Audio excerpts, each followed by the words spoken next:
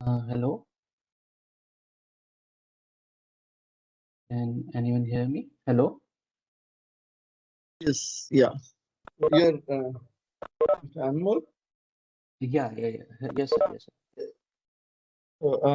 So I'll just make you the presenter. Yeah, so that I can present. Yeah.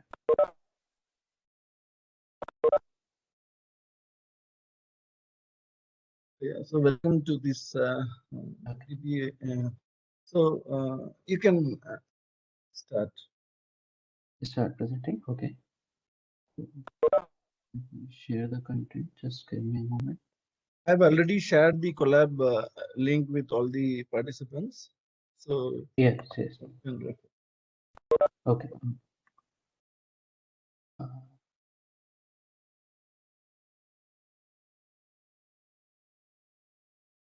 and so is it visible now? My screen is visible? Yes. Okay. So I am starting now. Hi everyone. I am Anmol and I am a PhD student under Dr. Parthapadan Roy. And today we will be looking at text generation with using recurrent neural networks and we will see all the variations of it.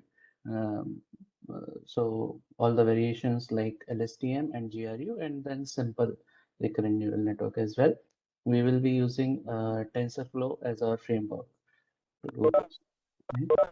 So I guess all of you guys have access to this notebook.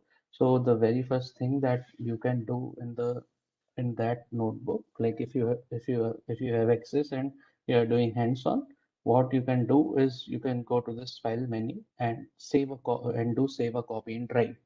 So that's how you will get a copy of the notebook so that you can run it. Right now, maybe you're not able to run it or something, but when you save a copy and write, you will be the owner of it and you can run it basically, right? So that's the first thing that you want to do. And because we are doing deep learning here, so it's always better if we use GPU, right? So if you go to the runtime here in the menu, file, edit, view, insert runtime. So you can always do change runtime type in Google Colab. So the best feature of Google Colab is that we can have GPU for free. And here you can see that in the notebook settings, there is a field called as hardware accelerator, and you can choose GPU here, right? If you and then you can save it. So now basically our code will run on GPU. Okay, start this. So these are just basic import statements where we are importing the different libraries which we will be using below to generate our text, right? So we can basically get rid of some of the duplicates here. So yeah, so let me first introduce you to the task, what we are going to do. As I told you that we will be going to do language generation. So language generation can be done at several levels. Basically, it can be fine-grained or different levels are there. So the very simple level or very easy to understand level is this word level where basically you generate the next word. So for example, I am saying, if I say to you the fill in the blanks and I say to you the sky is, and you will fill in blue, because based on the sky is, you know that what can be the next word, most probable next word, right? So this is called as word generation. Then there are different levels there. There is character generation, there is word generation, and there is sentence generation as well, and you can even in fact generate the whole paragraphs as well. So uh, another example for word generation can seen from this image, that how do we feed input to our network and what is basically the output of the network. So if you see if you see this step one here, step one, we can see that this sentence highlighted in blue is basically the input to our network, which is the man is walking. And now we want to predict the next word here. So this will be down. So everything written in the yellow in the sorry orange here will be the output of the network, and everything which is enclosed in this blue box will be our input to the network. So when we are saying we are using recurrent neural network here, so the reason to use recurrent networks is that the input to the model is basically temporal in nature. And what do we mean by temporal? Is that the model is basically seeing one word at a time here, and at a time step t, it can see a word, it can see only a single word. So we will have several time steps, and then based on those time steps, we'll predict the next word. For example, the example I took, that the sky is blue. Now at a particular time t, the model will start looking at the, right. The first word will be the. Then at time t plus 1, the next word will come, which is sky, and t plus 2, the next word will come, which is. So the sky is, and then the model has to predict the next word based on these three input words. So basically, based on these three time inputs, inputs at different times, which is, so we are having the time length basically as 3 here, right? So this time length is basically called as sequence length, right? So the sequence length in the sentence was basically 3. The sky is blue. So based on the words which have come at time instances 3, t plus 1, and t plus 2, we basically predict blue, the next word. Now, if you look at this example, which is on your screen, so here you can see that the time step or the sequence length is basically 4, and we are predicting the fifth word or the next word. And basically what happens is that for predicting next word, for predicting a whole, basically a whole meaningful paragraph or whatever text generation you want, howsoever, how many words you want, you will keep on shifting these four values, right? And keep on predicting the next word. So for example, we'll start with the man is walking, the next word will be down. Now we have a sequence length of 4. So the next word will be predicted using the 4 words, which will be now man is walking down, and the next word will be the now, right? And then is walking down the and the street, and then finally we have predicted the full stop, which can indicate that now the model should stop generating the next word. So here model is generating the next word, right?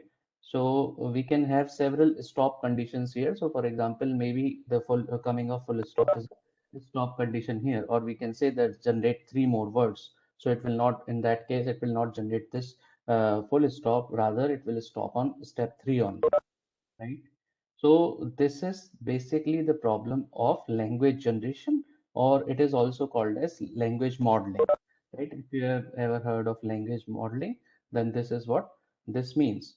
So uh, any questions regarding this,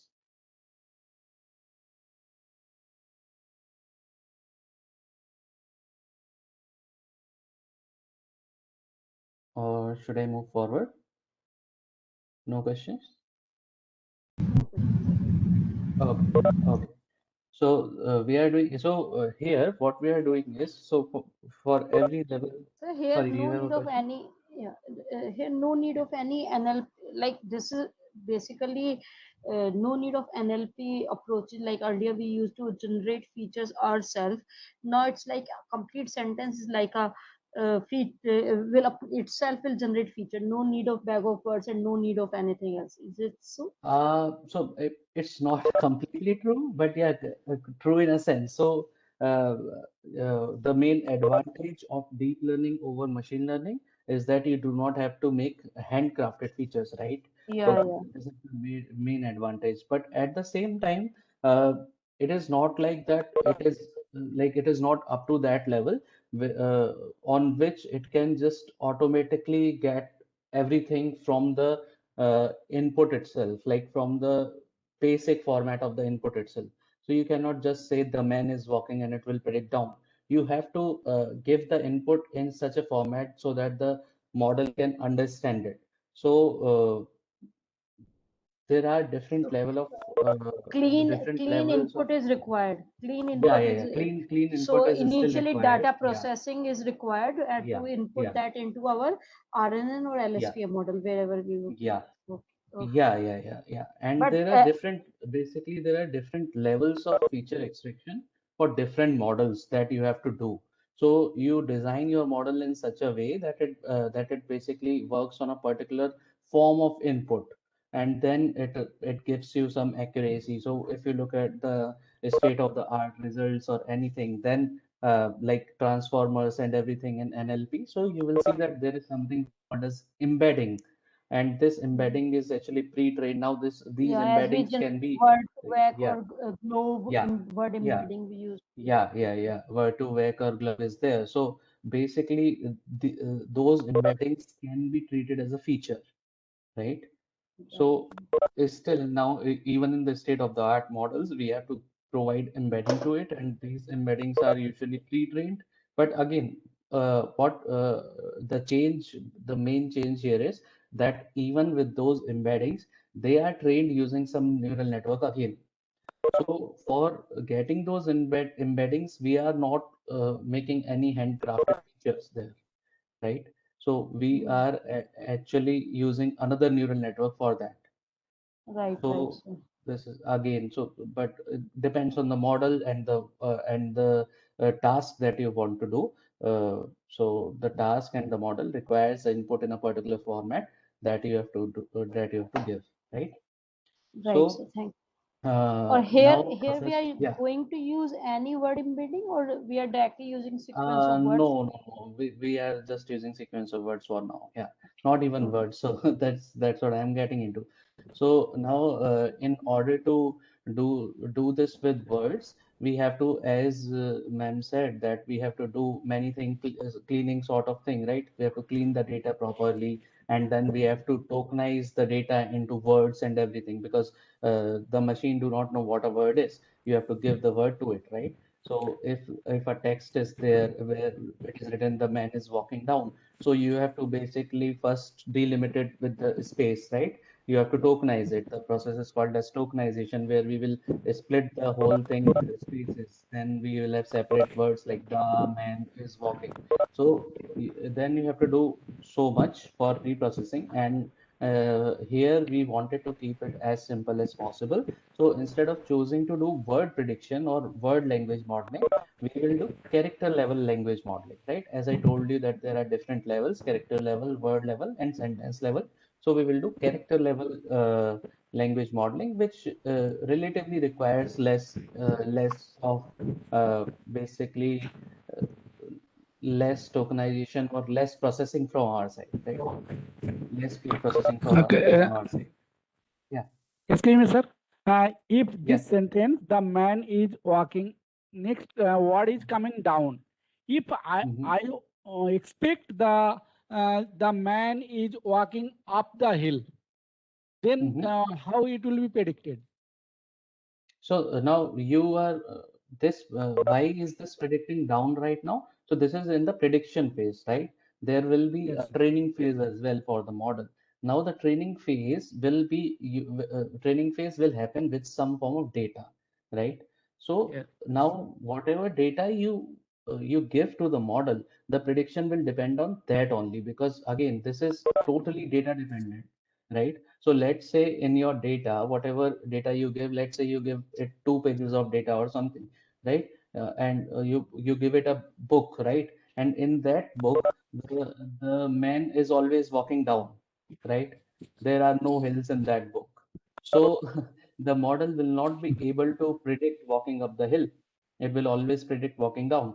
While in another book, let's say the whole scenario is on the hills and everybody is walking on the hill. So if you train the same model, train exactly the same model, but the data will be of the other book where the men are walking up the hill, right? So in that case, Okay. it will predict up the hill. So it is totally data dependent there. Okay. Thank you, And sir. let's say you have both of these sentences in your data, right? Let's say you are training on both of the books. You can just combine both the books, right? Then in that case, what will happen? In that case, the more number of times down come, it will be a competition basically, which is coming more often. If down is coming more often or up is coming more often. So based on that, it will do that, generate that, right? Yeah, so yeah, as I was telling that there is more processing required, pre-processing required in word level and sentence level. So we will stick to the character level here. We want to keep it as simple as possible so that everyone understands everything. So what we will do is, instead of feeding this sequence of words to the model, we will feed sequence of characters to the model, right? So now I'm taking a very simple, like this is like a handmade example, so that you might grasp how we are giving input to our model, right? With the code, it is simple, like when it is written in code, but it does not automatically converts to understanding, right? Translates to our understanding. For our understanding, we need to some examples, and that two very simple examples for by which we can basically just jot down every step and then understand it. So for that purpose, I have taken a text here, which is Hi China. So I just wanted to repeat some letters and keep it as simple as possible. So Hi and China has H and I similar. So that's why I chose this. So now text, this is our text corpus basically. The corpus is basically the collection of all the text on which you want to train your model. So if the text is like this Hi China, and here you can see that we need to feed a sequence of something to the model based on what you are doing. So if we are doing character level generation, then we have to feed a sequence of characters to the model, right? So first of all, we need to define a length of that sequence, whether it be words. So here in the words, you can see that 4 words was the sequence length. So now let's say that we keep the same sequence length of 4, but now instead of words, we have a character, right? And we have a certain number of characters in our vocabulary or in our dictionary based on the text. So here you can say our text is Hi China. So what are the number of characters here? H I comma is there, space is there, C H I N A again. So basically, all in all, there are 7 characters that we have, right? And with sequence length of 4, uh, and the step size of 1. So step size means the sentence 1 and then sentence 2. How many characters are you skipping over? So if we are saying that the step size is 1 only, so we are just skipping over one character. So the first sentence will be of a sequence length of 4, and what will be the characters in the first sentence? It will be H, I, comma, and space, right? So H, I, comma, and space. And just like here, where we were basically predicting the next word, which will be the man is walking down, here we will predict the next character. Now, what is the next character here? H, I, comma, space, C. So C will be the next character here. So this will and again, all of this is supervised learning. You have to provide the input as well as output to the model, right? So so sentence 1 will be hi comma space and output will be c at the time. And then what will be sentence 2? As I said, the step size is 1, so we will move from h to I basically, right? So if we move from h to I, then the next 4 letters will be I comma space and c, right? I comma space and c. And what will be the next output there? The next output for us will be h here, right? After C, H is coming, right? So this is how we will generate sentences and output, and this will be our input to the model, right? X comma Y. So X will be our sentences, which will be always of length 4, and Y will be the next character, which it should generate. So here you can see that it generates 6 sentences and gets completed. After the 6th sentence, where there is no text left, so we have no output for that. It will basically stop after that. We will stop the model before that. And the separate characters, now we will have to take care that we have to give this input to a model, right? To a model, or let's say an algorithm. So any algorithm or any basically any program can work on numbers only, right? And these are words here or letters here. So we have to convert all of these characters or letters into some sort of numbers. Only then we can input that to a algorithm or our model in this case. So we have a vocabulary basically, which is just a set of characters that we have. As I already told you that we have 7 characters. So we kind of just start with the first and then just number it somehow, right? Anyhow will do for now. So 0, 1, 2, 3, 4, 5, 6, right? These are the characters. These are basically the number for this, and all of this is needed when you feed this into a model. So this will be needed, as well as its uh, opposite is needed. So you will need the number, and you will need that 0 is basically associated with H, 1 is basically associated with I, right? So both of the mappings will be needed. So we will see that in code that we have these mappings called as character to ID or ID to character, right? Yeah. So now how we will convert these sentences and output in numbers, right? That's the main question. So do we have any questions till now? Sir, what is sequence length here?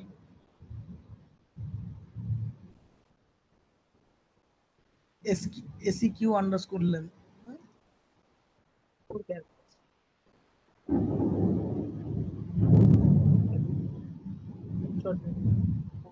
Just give me a moment. Just give me.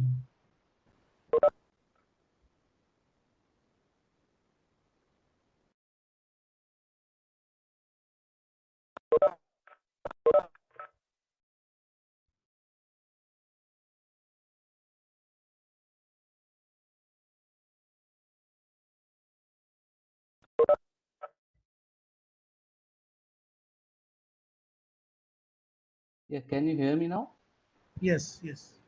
Yeah, okay, okay. Yeah, was somebody asking any question? Yes, yes, sir. Sir, here in the next line, this Mhm. characters, and then x is equal to length into some Yeah, sequence length of underscore sentence. length. Yeah, So yeah, what is yeah, yeah, sequence underscore length? Sir, length of sentences is total 6 sentences. yeah. Then a sequence Simple. underscore length. What is it? I'm coming to the next line. Okay, I okay, haven't okay. said anything about this right now. Yeah. Yeah, yeah, it is. So, Okay, yeah. thank you. So okay. So moving on to the next thing, basically. So we have to give all of this input, like all these sentences, right, into the model. So how do we do that? We basically create a matrix, right? Everything in deep learning is a matrix, right? And if we do image classification, image is also a matrix, right? And we kind of like combine different images into a single matrix. So here we will combine these different sentences into a single matrix, and we will create a 3-dimensional matrix where the first dimension, which will basically indicate the sentence, whatever sentence that we have. And now this sentence, we have to represent this sentence in numerical format, right? So that the model understands it. Now we can say that H is 0, and I is 1 and 2 and 3, simply like this. But at the same time, we uh, basically we want to keep this in a encoded format, and one encoding is called as one hot encoding. So basically we want to instead of just saying that we have this 0 and 1 and 2 and 3, right, we have to indicate the position as well. Now uh, now if hi is basically 0 and 1, we cannot just represent this with the simple integer, because it will not indicate the position in the whole sentence, position of the character in the sentence. So to indicate the position in the character indicate the position of the character in the sentence, we have to use something called as one hot encoding, right? So we will come to it. Just give me a moment. So that is one hot encoding, and here you can see that the sequence length, which sir asked about, is basically the sequence length by which we are constructing these sentences. As the sequence length is basically the number of words which we are feeding to the model. So sequence of words. So in the blue box here we have 4 words, right? So the sequence length will be 4. Similarly, we have the sequence length 4 here. So we are taking 4 characters as one sentence, right? So 4 characters as one sentence. So this is basically, so this is the shape of, this will be the shape of our matrices, where the first dimension will be the number of sentences that we have, The second will be the sequence length, where each sentence will have these 4 characters. And then this is something, the third dimension is basically dependent on length of characters, and this is used to indicate the position of the character basically. So how do we do this? So let's say this is a 3-dimensional matrix. We go to sentence 1, and this sentence 1 is represented by this 2-dimensional matrix.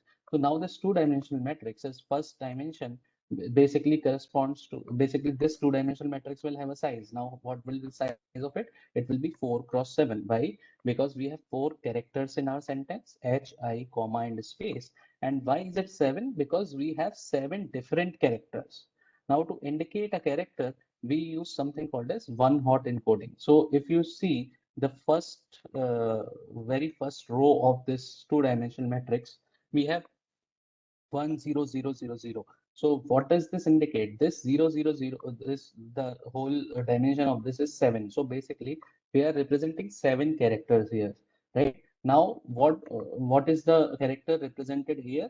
So basically the first index of out of the 7 is 1, right? So if the first index is 1, then we look up to our character table, which is given here, the dictionary, and we see that basically this is 0. 0th index is 1, right? First index means 0th index in programming, in Python at least. So this is 0. So 0th index is 1. And what is the character that we have on 0th index? It's H, right? So this is known as one-hot encoding, where we will just, for whatever the character is, we will set the value of that index as 1. So here, if this 0, 1, 2, 3, if the third index is 1 here, we will go to the character table here, and we will see that third index corresponds to a space. So that means that our sentence must have a space here, right? And you will see that sentence 1, the 4th character is a space here. So this is how we represent our whole input to the model, right? So every character is basically represented using this encoding called as one-hot encoding.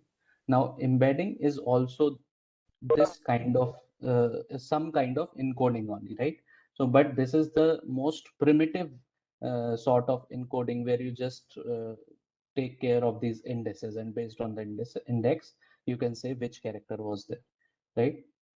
So similarly, we will do this for all of our 6 sentences. And now we will take care of our output as well. Now output for every sentence, we will have one output, right? Because we will have one character as the output. Now again, this C will be represented as one-hot encoded vector of 7 characters, and C will be, so fourth index will be 1 for that. So if you look at now Y will this time be a 2D matrix only, because for every sentence you have one output. So the shape of Y will be the number of sentences into 7, because we have 7 indices, right?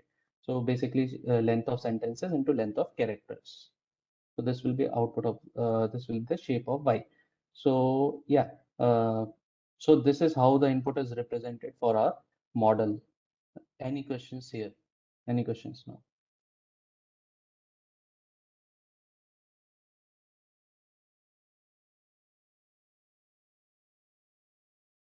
This is Okay. basically the most important part of this. If you understand this, everything is pretty simple enough afterwards. No question, sir. Okay. Fine. So now we will download some data sets so that we can generate our text, and always remember that the the generated text will be similar to whatever data you have given, right? So for that, what we are doing here is we are trying to generate some text which is basically like Shakespeare, right? Whatever Shakespeare has written, our model will generate a text in that same fashion, right? So, for example, like if it is easier to understand, let's say if we train it with Kabir's poems or dohas, then the model will generate dohas like Kabir, right? Just to give it an Indian context. So here you can see that this let me run it from the start. I don't know if I run it or not. Okay, there is nothing to run. So here these are just some helper functions from TensorFlow. by which we can get this file. So this will be our data set now, Shakespeare.txt, right? And we are just opening now, as we discussed earlier, that we have to do some processing, at least some level of processing. So what we are doing here is just we are just decoding it as this encoding of UTF-8, and then we are just lowering every character. So every character will be in lowercase now. There will be no uppercase for us, because if uppercase and lowercase are different, then we will have number of characters will be increased, right? And there is no context difference usually in uppercase and lowercase. So we do this with this simple command, and because this is like there are a large number of characters here, basically instead of words we can just say characters. So yeah, so large number of characters or words here. So we will limit ourselves to the first 5 lakh words, basically 500,000 words, right? So we'll just do index slicing using Python here. And now let's see how does this look. So let's see, we are going to look at 200 characters here first. So as you can see, the first citizen is saying, before we proceed any further, hear me speak. And then all speak, first citizen, then again say, you are all resolved rather to die than to famish. So as you can see that this is very Shakespearean in style. And now we will train our model on this, and you will see that the model will generate something similar, right? So this is our text. So now we will do all this pre-processing stuff where we have to feed our model. Yeah. Sorry to interrupt you, Mr. Can you please explain the text over there? The main node text is we are going to make the text size is 200. Is it right? Sorry, The I size of cannot the hear text you is properly. 200. Can you speak a little louder? Yes. Whether the text size is 200? The text is Obviously, what in the first one, choosing only 5 lakh words to make it faster to train. That's what from the basically we less than are taking 5 lakh characters. 5 lakh characters. we are taking 5 lakh characters. Is it right? Yeah, 5 yeah, lakh yeah. characters. Okay. What about the second one? Text 0 to 200. What is this? No, this is just to look at it. If I print all of that 5 lakh characters, it will be too much, right? So just to Yes. print first 200 characters of it, or first 200 words, I guess it is just characters. So yeah, right? So these first 200 characters is like this. So you can choose whatever you want. If you want 300 here, you can do that as well. This is just for representation purpose, so that you might look at the data, right? So yeah, this is as I was saying, that this is the style of Shakespeare, and we want our model to do the same. And now we will convert. So this is pure text, right? Pure text with different characters. So now what we have to do, we have to do something like this, where we have to create a matrix which will have this shape of length of sentences into sequence length into length of characters. And at the same time, we will need this dictionary as well. As I told you earlier, that this is very much needed. So this can be called as a mapping from character to index, or the opposite mapping can be called as index to character. So here you can see that there is a very simple function in Python. We can just do dict and then use for loop comprehension. So I don't think the syntax and the actual programming thing matters here. Here we want to understand the concept, and basically this is basically creating that dictionary where we have character to index and index to character. Now just to take a look at it, we can see that these are basically our whole characters, different characters that we have in our text, right? So with this 500,000 characters, we have 37 different characters. Now 37, A to Z is basically 27 characters, right? Apart from A to Z, we have these question marks, colon, semicolon, full stop, hyphen, comma, right? So these different characters are also there. Now we will create an index for each and every of this character, so that our text can generate this as well. Our text can generate new lines. Our text can generate a space. Our text can generate exclamation mark as well, right? So everything is in each one of these character will be in our vocabulary, and we have created these two mappings here, which is character to index and index to character as well. Now coming on to the matrix, because now this was our first step to create this mapping. Now the second step is basically creating this matrix. So we need length of sentences. For sentences, we need sequence length first. The very first step will be sequence length, and length of characters we already have by this mapping. We have 37 characters, 37 different characters, right? So here you can see that we are creating a sequence length of 40, and step size 3 means that here our step size was 1. So sentence 1 starts at H, then sentence 2 starts at I. So we are not skipping over any of the character. So if the skip size is basically 3, then what we'll do is first step will start at H, first sentence will start at H, and the second sentence will then start on 1, 2, 3, C. Basically, we will skip 3 characters ahead to start the second sentence, right? These are just some of the different hyperparameters that you can tune. So hyperparameters are basically the parameters for which you have to do the experiment again and again with different values and see by which value you are getting the best output, right? So these are determined experimentally only, right? So let's say we start with this, we just keep this step size as 3 and sequence length as 40, and then we build our sentences and the next character, the output that we want to have, right? So I run it.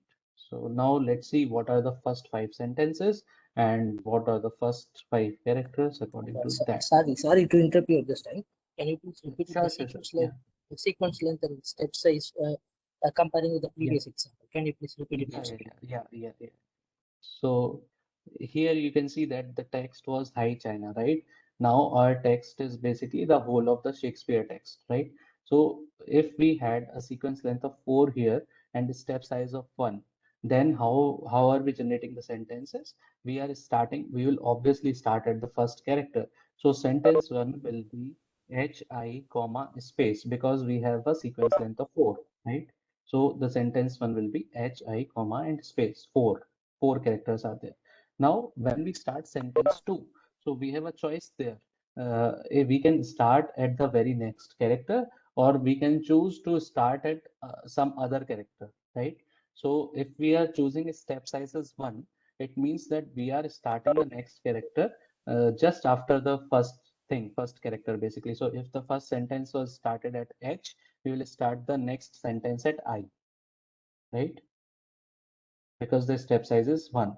Now, if the step size would have been 2, the second sentence would have started at comma instead of I. And if the step size would have been 3, then the second sentence would have been started on Blank space. space, right? So is it clear? The step has to start with the blank space. Is it right? Yeah. Yes. Thank you. Yeah. So we have a sequence length of 40 here, which means every sentence will have 40 characters, and we are just stepping over 3 characters to get the next sentence. So here you can see that we have now these sentences and next character. So I'm just printing 5 sentences here to get a look at the data, how it is going. So here you can see that the first sentence will be first citizen, colon and backslash n. Before we proceed any further, so the next character will be further, the word would have been further. So the next character would be T here, right? So T will be our output of the model, right? This will be our label. So in supervised learning, we have the data input and the label. So input will be all these characters, all these 40 characters, and the label for this first sentence would be T, right? T. And here you can see the second sentence is not starting at I now, right? It's not starting at I, rather it is starting on S. Why? Because the step size is 3 here. Okay, so it starts at ST, and then you can see that further. So basically, the output of this should be R. So here you can see the next character is R. So like this, we have now converted our whole text basically into a tuple of two things, sentence versus output. So X comma Y is there. Now this is still in text format. Now we have to do this in one hot encoding format and number format, right? So what we will do is we will create a matrix again of length of sentences into sequence length into length of characters. So we will create a matrix like this, and then we will just use for loops to do this one hot encoding. Here you can see that this is one hot encoding. We are just going to the index and we are just putting one there. Similarly, we are doing this for the label as well, one hot encoding, right? So let's see how this looks. Let me show you how this looks. So now we have X and Y, right? So let's say, let's see what's the shape of X. So here you can see this is the shape of X. We have 40 sequence length because sequence length was 40 and 37 was the number of characters that we had, right? And then these are the number of sentences that the model made, right? So number of sentences, this is like 1,66,654. So the shape of Y will be, Y dot shape will be, so we will have output for every sentence, right? And the output, the character will be represented by a vector of 37 characters because the total number of characters in our vocabulary was 37. So Y dot shape will be 166654, 37, right? As you can see. Is this fine? Because now we will move on to the deep learning part of it. This is just processing the input so that we can give this to the deep learning model.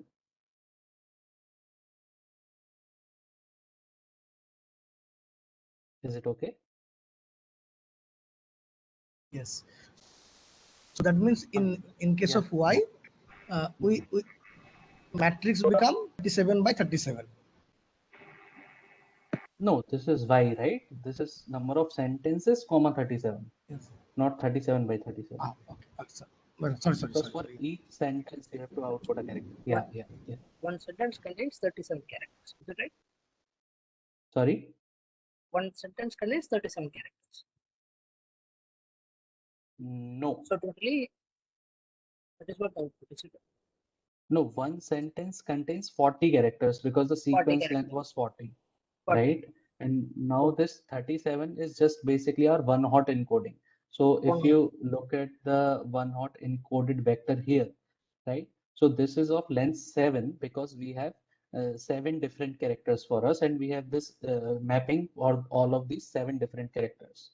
So we have 7 indices. So similarly, we have 37 characters here. If you look at this, let me show you again here. Yeah, print length of characters. Here you can see that this is 37 printing different 37. characters. Yeah, and that's so what we for make it as 37 one hot encoding over. one hot encoded. Yeah. So for this first citizen, before we proceed any further, this is one sentence with 40 characters. And what are you predicting afterwards? You are predicting this T. You are simply producing a character because this is character level generation. So you are producing this T, and now this T is represented by 37 values because this is a one hot encoded vector, right? Yeah. So this is how X and Y are there. So now let's build a RNN with the help of TensorFlow basically. So I have written all these different functions here to get a model of RNN, get a model of LSTM, get a model of GRU. This is just to showcase the simplicity with which we can build different models using these high level APIs or framework basically like TensorFlow or PyTorch, right? Sorry. So here you can see this is basically a simple RNN model where this is how we construct a model in TensorFlow. This is just a sequential model. By sequential, we means we are going to define every layer step by step. The input will be given to the first layer, then the output of the first layer will be given to the second layer, and so on, which is why this is known as a sequential model, right? So then we will start adding different layers to the model. The first model will of course get the input. So for every first layer you have to give this parameter called as input shape, right? Now, what will be the input shape to the model? Again, the model will take our input sentence by sentence, right? Just like in the above picture, the model is taking the input sentence by sentence. The man is walking down. This is basically sequence length, right? For the first sentence, and then it is predicting the word for a single sentence. Now, for a single sentence, what is our dimension? For a single sentence, we have this dimension of where was it? Yeah, 40, 37, right? Which is basically sequence length, comma, the number of characters that we have. So this will be our input to the model for every sentence. Again, I am pointing out here, for every sentence, like this is one sentence, the output is a single character. And the dimension of this sentence, when we are representing it as a one-hot encoded vector, will be the sequence length, which is 40 here, and 40, comma, the number of characters that we have in our one-hot encoded vector, which is 37 in this case, right? So for the first layer that you write, the input shape will be sequence length, comma, length of characters, right?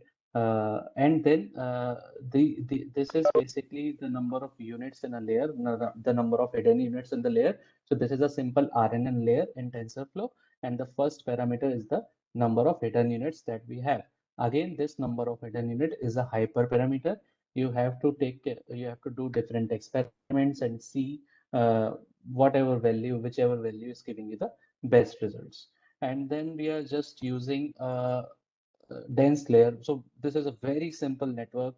It just have a single layer, single RNN layer, and then we are using a simple dense layer to basically predict the probability of every character that we have, right?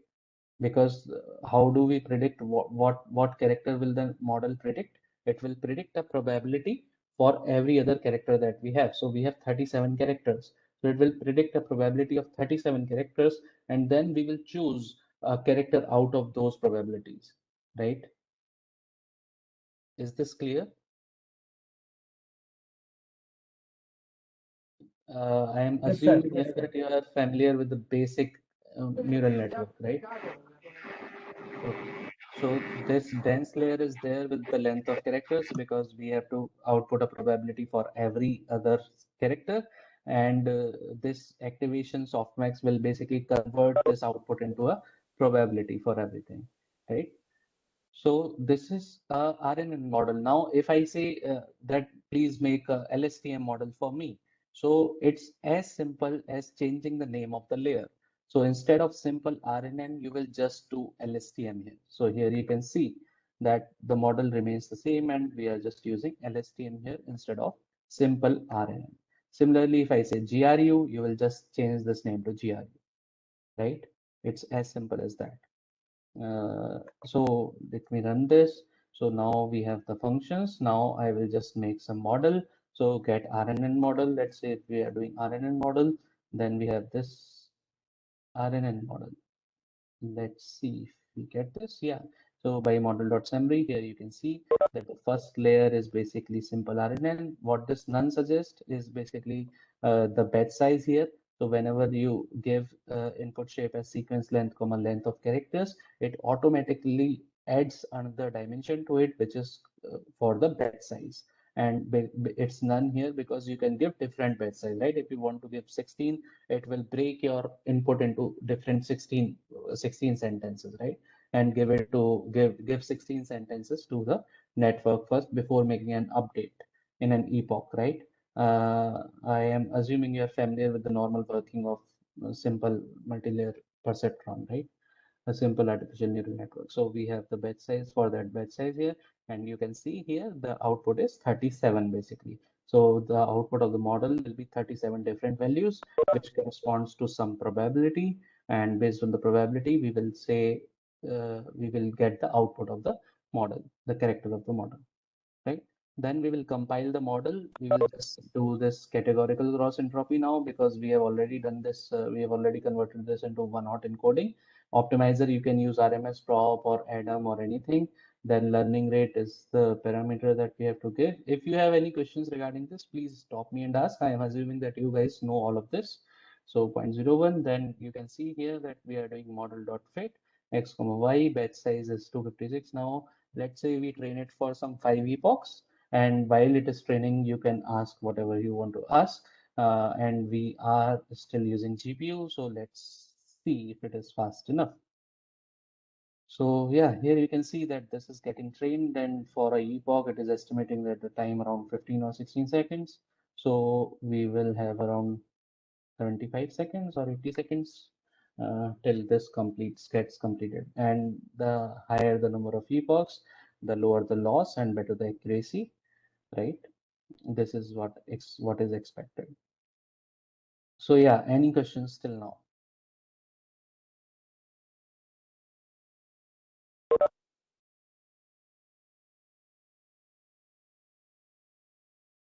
Can you tell, I think, repeat that the simple RNN input, the shape? Yeah. So forget about RNN or anything. Here, when we were doing this, right? What we are doing is we are feeding the 4 words to the model, and it is predicting the next word, right? This is fine. Yes, sir. So we feed a sequence of words to the model if this is word level language modeling. But what we have is character level language modeling, right? So we will feed characters to it, but again, the sequence length, whatever the sequence length is there. So we have chosen the sequence length as 40 there, right? If you look at the code, Yes. yeah, here, this is sequence length is 40. And so now we want to input 40, give these 40 characters as input to our model. Now 40 characters, this would be 40 if we are giving it as a character itself.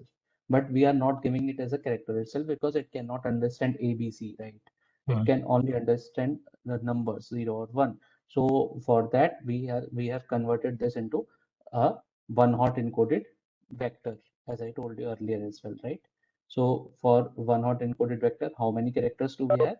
We had 37 characters, right? If you look at it here, we had 37 characters, and for every single character, we have 37 different values, which basically represents the position of that particular character, right? For example, here you can see that A is basically represented at the 11th position. So if the character is A, we will write the 36 zeros, and on the 11th position there will be a 1. So this will be one-hot encoded vector. So now you understand that we have to give 40 characters, and every character will have 37 values because it is a vector, right? So the shape of the input will be 40 cross 37. Okay. Is that fine? So here you can see that the input shape is sequence length, which is 40, and length of characters, which is 37. So 40, 37. Okay. So, Yeah, so it's directly taking input layer, right? We need not to specify that. Basically, if you specify the input shape parameter to the first layer, it converts it into an input layer itself.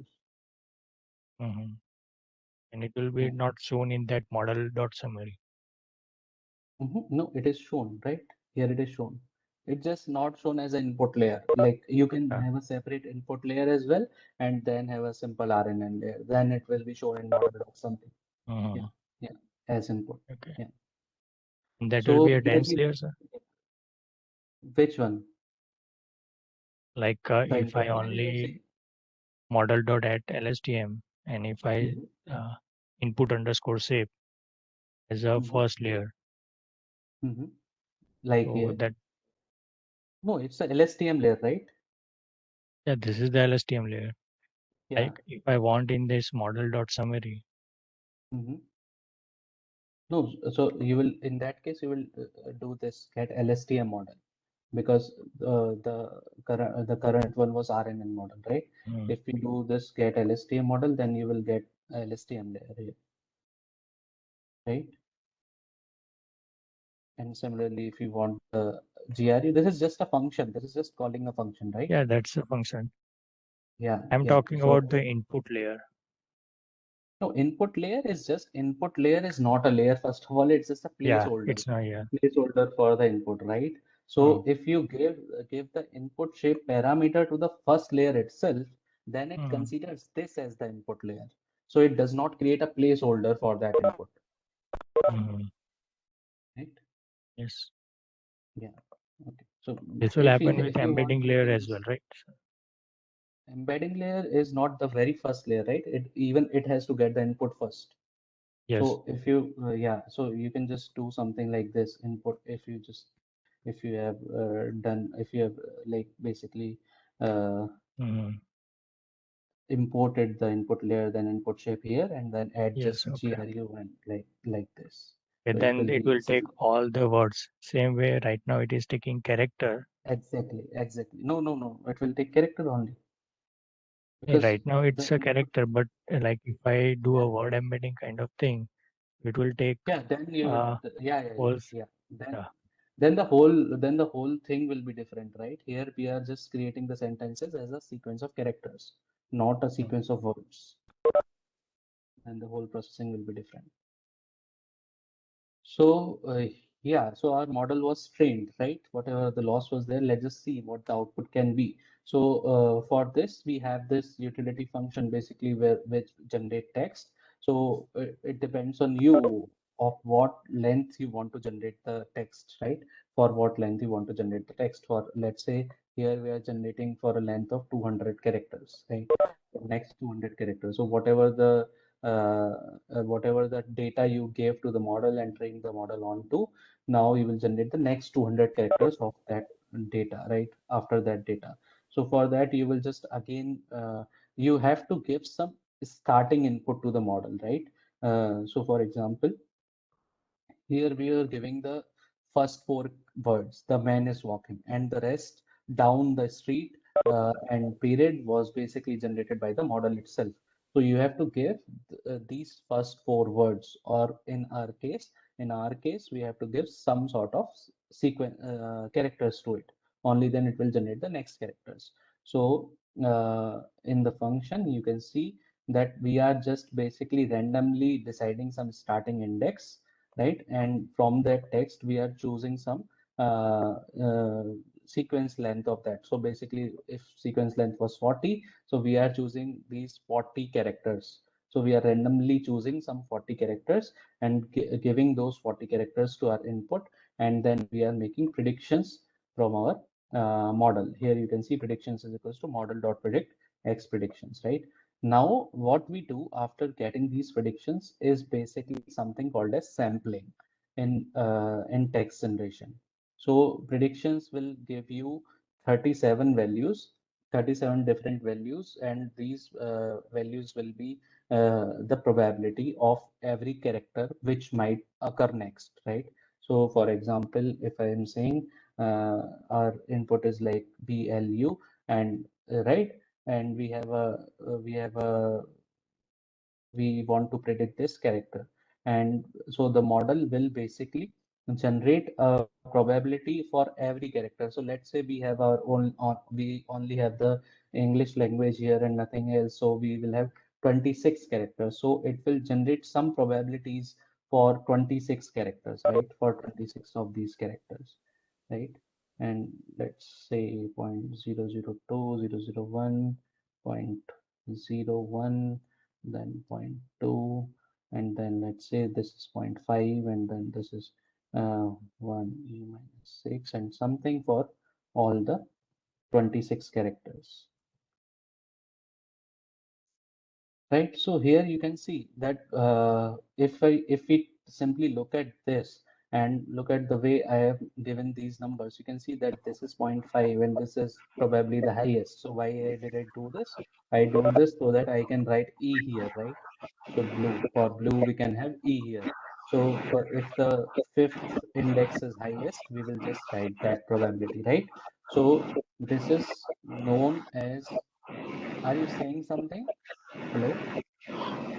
Sir, I just asking. This is performance measure blue. That same which the same performance measure GRU is using for prediction. No, let's say this is red. I was just taking some example. This is not the performance measure blue. Sir, I'm not able to understand this. Please explain it again, please. Yeah. So basically, I am saying that the model dot predict what is this predictions I am explaining, right? So a model has to predict the next character, right? And for predicting that next character, it will basically predict a probability for all the characters that are possible. Okay. So So it's so like if in in our sentence, like if we are generating for 40, so Mhm. and we are having 40 characters, so it will generate we probability of first for character with example, we had respect to all remaining 39. Is it so? Yeah. So for example, we had 37 characters in our example, right? In our Right. data set here. So it will produce a vector of 37 values, and all of these 37 values will be some probability, right? Okay. And whatever will be the highest probability, that will be the most predictable output. Yeah. This is one form of sampling. So that's what I am getting into, that this is called as sampling now. We have a set of values with us, 37. Out of these 37, which we should choose.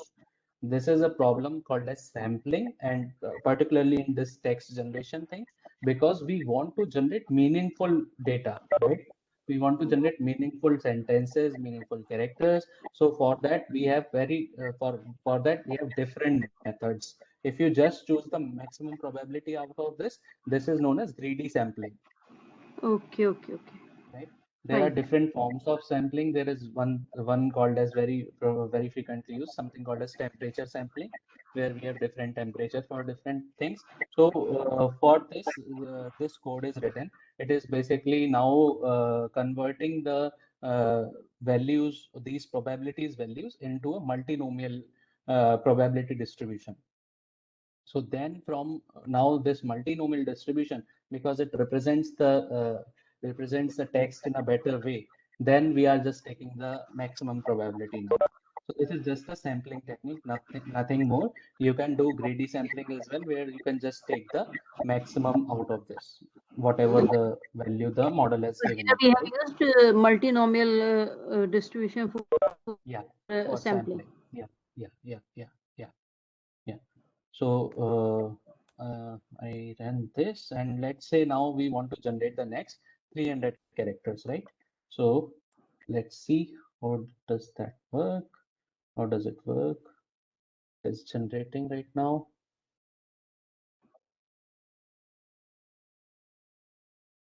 Mhm. Yeah, so you can see that it is generating, not generating good thing, right? And but still, like pale, let me see the writing, Duke of or something. So because why is it happening? Because we have trained it for only 5 epochs right now, right? Only 5 epochs, and the loss is pretty high. So we can try changing some parameters and running it for more epochs, and then generating more characters, right? So now you can see that the loss is coming down. It depends, and we used RNN model as well earlier. So RNN is a simpler model. If we do that with LSTM, we will get some better text. So let's say we generate this again.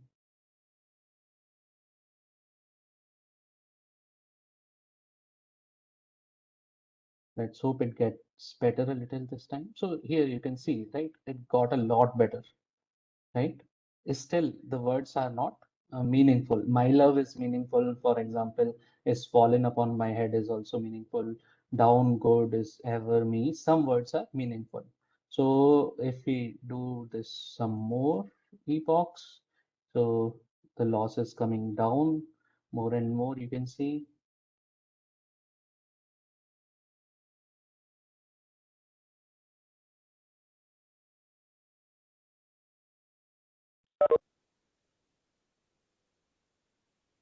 Right, so we ran it for around 15 epochs now because I have run this 3 times and the loss has come down to 1.46. So if the loss is 1.46, then we are getting this output. So what we can try is we can now try to run this with LSTM as well, because for now this was RNN only. And here you can see now it is following all of the syntax and semantics from the text. Here you can see it is following this dialogue form of text, right? In the Shakespeare text, you saw that there was someone saying something, and then there is a new line, then it was saying something, then the other person is saying something. So it can learn to do this. Right? Is that fine? Do you want me to do LSTM as well? So if we do this LSTM model, right, now we have a new model, and let's say we run it for 15 epochs again and try to fit this. So it starts at this loss. This is 2.06, but even in the second epoch, we can see that it got down to 1.64.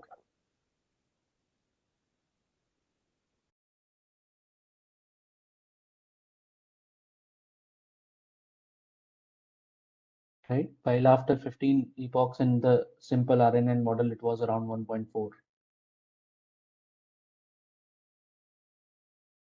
So here you can see that LSTM is performing much better than RNN, which was expected.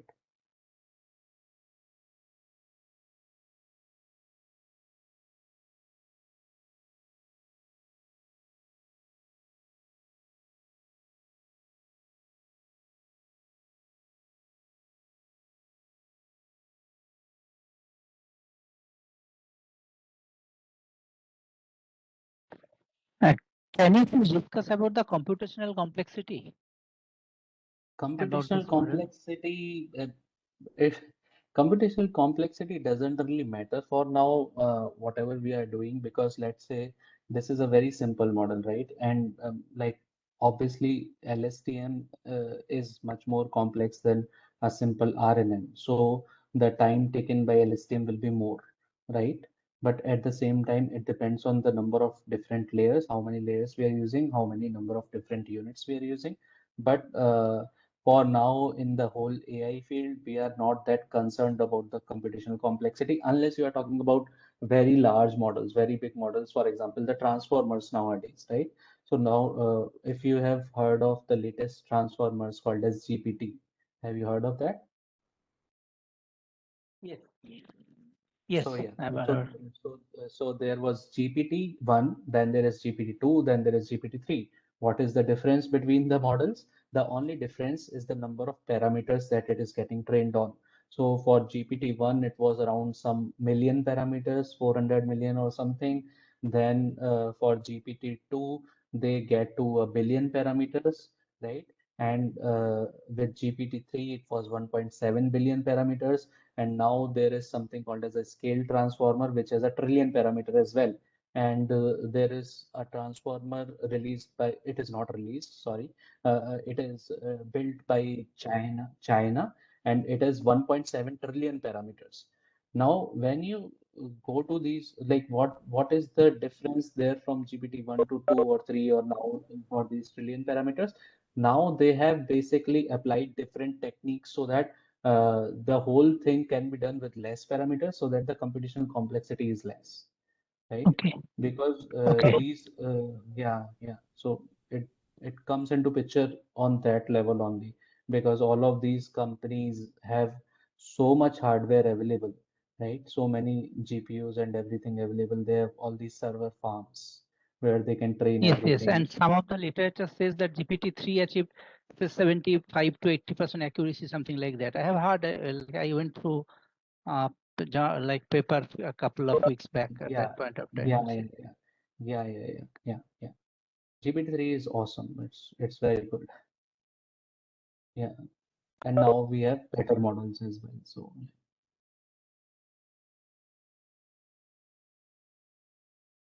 So yeah, here you can see that this is now much better, right? You can have Henry Bolingbroke, which looks like a person. then first senator, which is very fine. And all man word, what is not now, this is not a word. So, but again, it is better. So you have to train this for many more epochs, and then it will be very good, right? So this is how character generation works. And yeah, this was a very brief tutorial, and I hope you enjoyed it and understood most of it. And yeah, any more questions?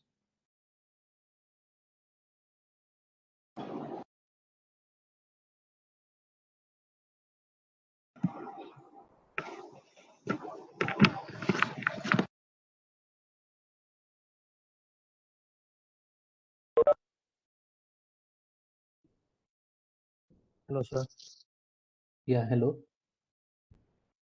Then means any guideline or like a first try kind of thing for choosing a sentence length in terms of word or number of neurons in that LSTM layer, or how to So means basically, all of these are hyperparameters, right?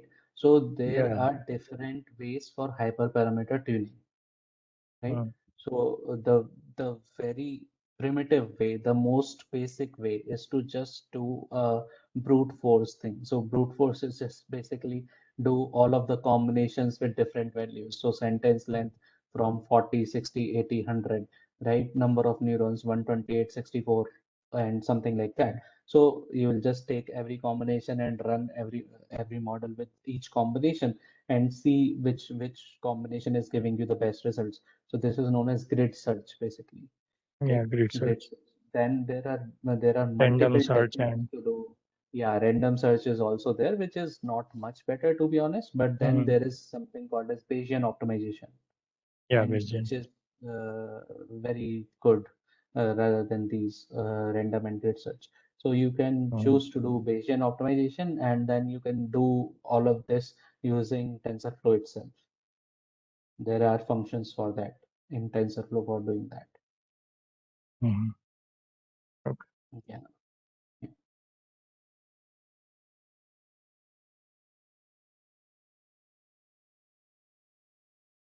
Any more questions?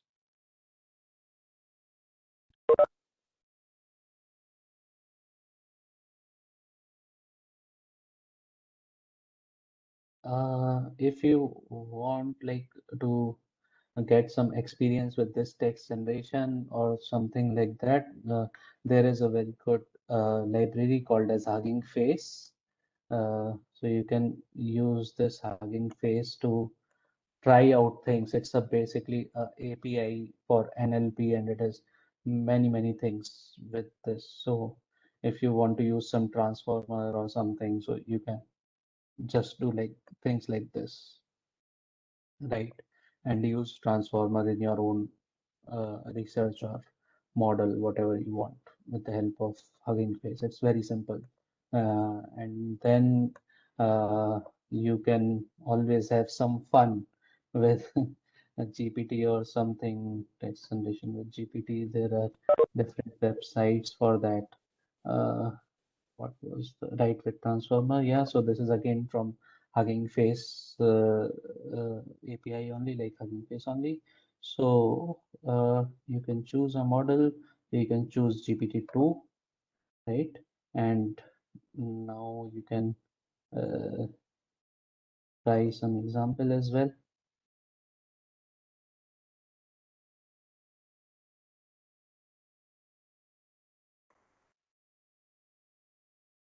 Yeah, so it generated something out of this dialogue, right? So it understood all of the context of these dialogue and generated the output, right? So like this, I guess you can create more and more text and do like this, right? So you have multiple options now to complete this text basically. But as you can see that this is understanding everything that it's written here. I want to go with you and things like this. You can generate much more text.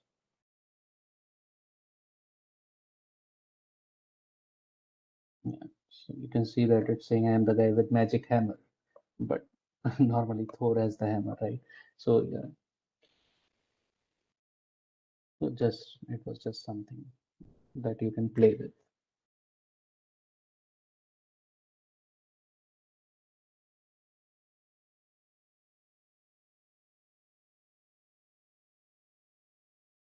Is it fine? Should I stop sharing now?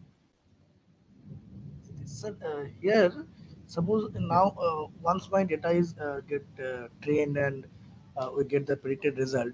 Now, suppose I want to check whether the external data, which is not available on my training set. Mhm. So, can we do that? Or can you Yeah, explain that? yeah. Obviously, yeah, you can do that. So, which is why I showed you this, right? So probably this was not in the training data. So you can write something like anything like we are having a lecture right now, something like this. Lecture right now on basic NLP. It is right. So can you see that this was probably not on the training set, but it is still able to generate some meaningful sentences. I have written it just in front of you. So yeah, so it is getting the context that this is a lecture and it can do different things in a lecture, like what the presenter is going to say, what the lecture can be called, or whether it is a free event or something. So yeah, so it works well, given the fact that this has been trained on the largest data set possible. So yeah, Sure. it works well. Yeah. Thank you. Mhm.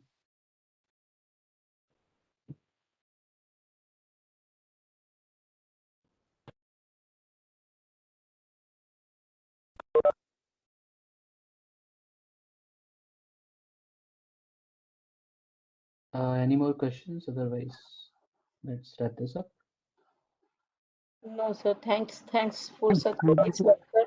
Yeah, we learned a Okay. lot.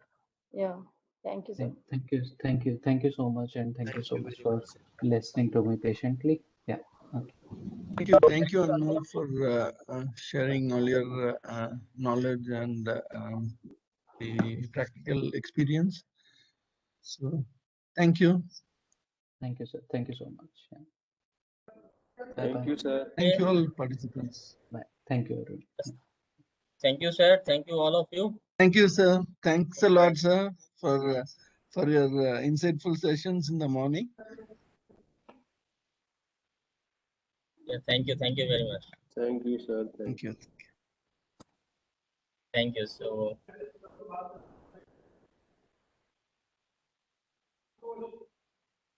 okay. So as I said, I have shared my email address. So you please drop a mail whenever you have doubts. Okay. And you can also explore our websites, Parimal websites, for those papers and projects related to this. Okay. This sequence learning activity. Thank you. Okay, Thank you you, very sir. much. Thank you, sir.